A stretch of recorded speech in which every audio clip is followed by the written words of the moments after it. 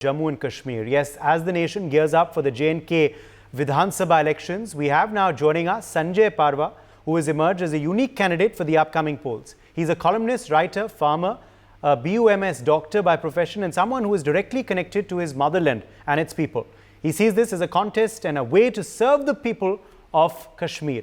Owning a sizable family land at Malmoh, Dr. Sanjay has been growing apples, pears and other fruits and vegetables at his farm in recent years. If elected, his top priority will be to complete the decades-old pending development projects, bring employment opportunities for the youth, and also ensure that every voice in Beerwah is heard and respected. Together, we can turn our shared dreams into reality, is what he has said. Dr. Parva has previously, of course, also worked for the constituency, for the area. And now let's go straight across to him. Sanjay ji, welcome. Thank you very much for joining us. You are, of course, an independent candidate this time from the Beerwah Vidhan Sabha. Yes, that's correct. Thank you so much for bringing me on board here. What motivated you to file your nomination and enter the contest? I always say this, that I love my motherland. I am in love with Kashmir. And at the same time, when I look back from my childhood, when we left in 1990, till now, not many strides have been made in terms of development, in terms of infrastructure, in terms of addressing people's problems and woes. So I'm a workaholic. I have been a workaholic. I have worked in the corporate sector. I wanted to channelize my energies towards working for my own motherland, my own people, my own constituency. Yes. Okay, Sanjay, also, as far as, of course, the region is concerned, as I said earlier, you're contesting from the Beerwah constituency. Now, this is a constituency where multiple, of course, MLAs have been before, but even the former Chief Minister Omar Abdullah has been a legislator from this very constituency. But have you seen the kind of development that should have been done in this constituency done so far?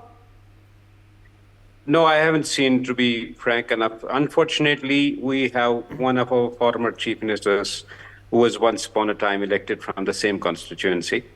So I would have assumed, and I would have expected, even for that reason, every Kashmiri would have expected that a lot happened in Beerwah in those years. Nothing has happened. It's in shambles. It looks like that we have reached a third world country, which is still awaiting development on all fronts.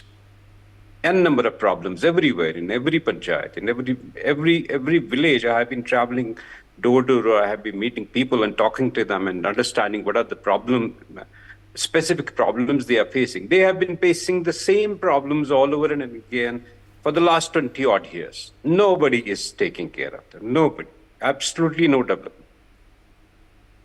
Yes. What have, according to you now, because you've been, campaigning, you've been roaming on ground, what have emerged to be the biggest issues that, have emerged in the constituency and amongst the people for you? Biggest issues, in fact, the way I have seen it and I have talked to people, the biggest issues are not so big, but they are very smaller grassroots problems that nobody has been taking into consideration. For example, as small a problem as water, drinking water, as small a problem as electricity, as small a problem as electricity pole, as small a problem as a school building in shambles, as small a problem as a panchayat building not safe to venture into, smaller things. Kashmiris do not have bigger problems. The politicians are making it out like that Kashmir needs this and Kashmir needs that. It doesn't need that. People need happiness on their faces. They need comfortable lives. They need the basic amenities, and nobody is giving them the same. They're talking about big things which have no repercussions on a common man. Okay. Yes, also, Sanjay Parva, as far as, of course, the main concerns, and of course also as far as on ground, what vision do you have to alleviate the concerns, to help the people to develop Beerwah? What is your vision for the constituency, if I were to ask you? My vision is in my manifesto, which has 23 odd points. I have talked about basic things. I have talked about street vendors, who are being, thrown helter-skelter because, administration is normally after street vendors. I am talking about sumo and bus stand drivers who need shelters in winters and in summers. They cannot always be roaming about. I have been talking about electrification of major and minor roads in my constituency. I have been talking about harvesting water. I have been talking about preservation of freshwater bodies and rivers and small streams, which are all littered with garbage now. We have turned entire Kashmir, let me not speak about that, we have turned Beerwah into garbage, big garbage bin. You have a freshwater stream and it has a heap of garbage. Oh, come on, I mean, you should be able to think about such basic things. I have been talking about in my manifesto about all women's college. I have been talking about panchayat buildings and other infrastructure things to be updated. I have been talking about widening and metaling of the roads. The roads are pretty small, and there are lots of vehicles moving on either side.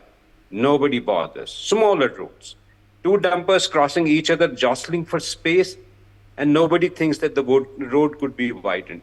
Basic problems that impact everyday user on a daily basis, on an hourly basis, on a minute-to-minute basis. Okay. In one village I came across, they said that we had a water problem here, but somehow the water has been supplied. But when they looked at the source contains sanitary napkins and baby diapers. Now tell me, how are they supposed to be in a healthy state of mind and body?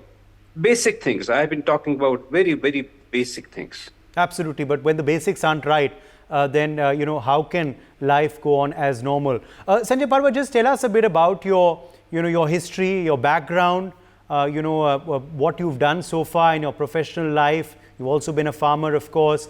And what finally motivated you to leave all of that and join politics? I was born in a small, beautiful village called Malmoh, which is not the same constituency. It falls in Patan constituency in district Baramulla. I spent my wonderful years of teenage there. Then 1990 happened. Then I went we migrated, all of us, I with my parents and two sisters. And I was educated partly here in University of Kashmir and partly in University of Rajasthan, as you rightly remarked, that I am a doctor trained in Unani medicine. I did practice for a bit of time, say maybe 1 odd year, then didn't find it suitable to my taste. And I ended up joining the scientific and medical communications sector in India. So I rose to being GM of a doctor networking company. I strategized one company which was finally sold to the same people who, ventured into it as angel investors, and it was sold for around officially 600 crores. Then I was continuously, since 2010, I have been in and out of Kashmir, knowing the things happening here or not happening at all. And finally, there was the Srinagar Ring Road coming up, which was facing some local hurdles and problems. Somebody in the administration suggested that I should be taking care of that project. So I joined them as HR and admin head, as streamlined everything, set up base camps, set up 3 camps, and created team from 23 to 663 odd people, 400 odd vehicles, and helped them, stabilize themselves. And then finally this year, I thought, just not this year, 30 days back, I thought that I should use my energies in something which gives me personal, happiness. I don't have any interest in, that monetary things that come along with such a position. But I actually want to work. I have worked in the startup sector in India. It has been really nice working, slogging out like anything.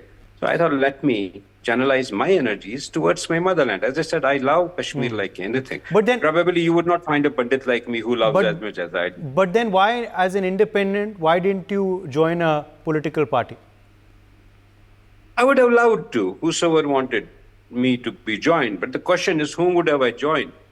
You should have some takers. When you do not have somebody taking you in, being an independent is the best choice for you. Okay. Who is your main contest against in the constituency? Is it against the NC or against PDP, or who do you see your main challenger? Frankly, I tell you, this might sound as an odd statement to you. I'm not looking at the people whom I am contesting with. I'm looking at what I am supposed to do, what I am supposed to convey and communicate. So I am practically deaf and dumb and blind to the people who are around me. There are stalwarts, I am told, maybe, but then at the same time, the voter in Kashmir is so confused today that he wants to free himself from the clutter that is surrounding this place. It is chaotic at the moment. I do not watch much of whatever happens on here and there about this contestant and that contestant. I'm simply focused, absolute focus on what I am supposed to do, what I am supposed to deliver, what I am supposed to talk about. Basic problems. People are not internally happy in Kashmir, let me tell you, but they are not even saying that they are not happy. You said something very interesting, that you're probably, a Pandit who is the most in love with his motherland. You don't often see Kashmiri Pandits in the fray in Kashmir. You see them, of course, in Jammu and in other parts of the country, but you don't see them too often in the contest in Kashmir, which is what makes you unique, Sanjay Parva. Thank you. God bless you, my dear, if that is so. Whatever I am doing here, I am doing it out of pure love and my spirit of service to serve people of my land. That's the only intention. If God helps me, God is listening, He helps me, and I would show it. I am telling people, I am talking to youngsters, I am telling that this entire work, which reflects in my manifesto, is not for more than a year's job for me. How much time do you need to make it 130, 150 yard bridge? I'm talking about the Beerwah bridge.